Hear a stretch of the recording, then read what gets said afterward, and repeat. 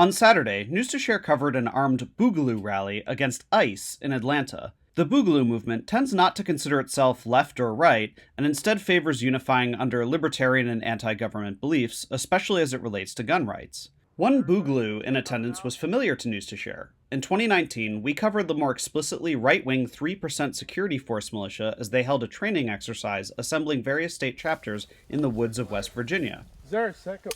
There's a second target, 12 o'clock.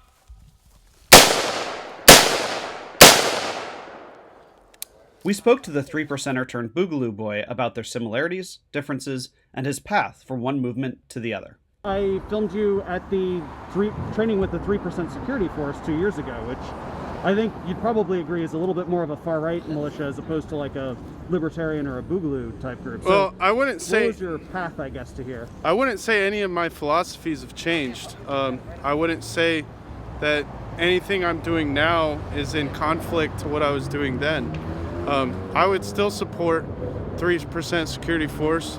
I think it's a great organization. My buddy, I would consider Chris Hill as a friend, not just a former colleague. It's a great organization to be a part of. I actually miss 3% security force, but they fell apart one too many times. Facebook deleted my Facebook. I lost contact with everyone. All our groups got deleted. I lost contact with a lot of people. But I found the Boogaloo movement is being more pro Second Amendment, because not because 3% security force wasn't. It was more along the lines of a large majority of the people in certain other states were more, okay, hey, let's support Trump, instead of, hey, let's support our Second Amendment and let's support our constitutional rights. Nothing against any of them, nothing against Chris Hill. Again, great general. He served each and every one of us respectfully. He did the job he was called to do. And I miss him. I miss a majority of the organization. But like I said, I feel right at home with the Boogaloo movement, because they actually care. They fully support Second Amendment to the point where all gun laws are unconstitutional.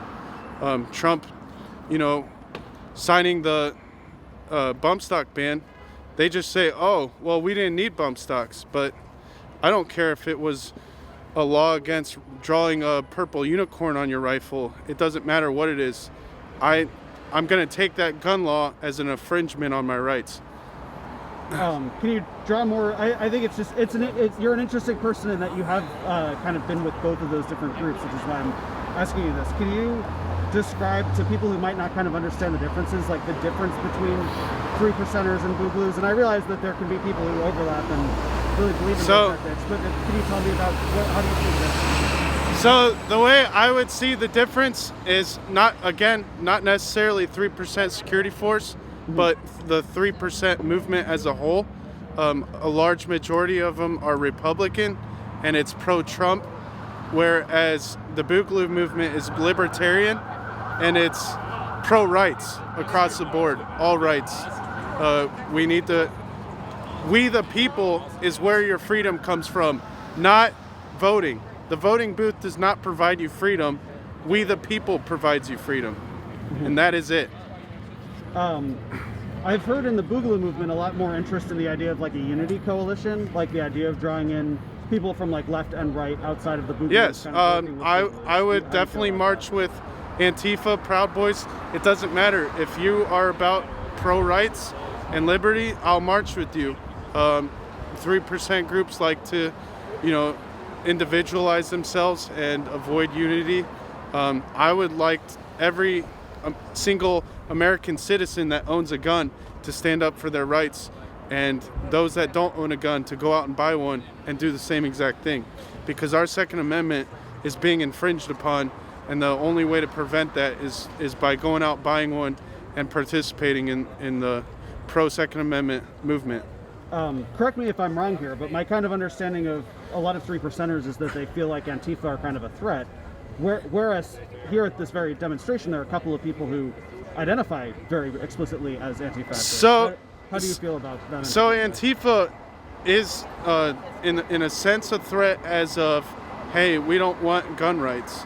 You know, those people are a threat, but there is just as much of a threat as Republicans that say, hey, I'm pro-Trump, I don't care what gun laws he signs. Mm-hmm. So it doesn't matter if you're right or left, it matters if you care about rights, liberty, and the pursuit of happiness. I had one other weird question that somebody sent me before this event. When I said I'm covering an anti-ICE Boogaloo event, this was a question that I got, and I promised someone I'd ask somebody about it. He was asking, it seems like, you know, DHS, FBI, maybe ATF would be kind of the agencies that actually like attack the Boogaloos, that are, you know, arresting them and investigating them and stuff.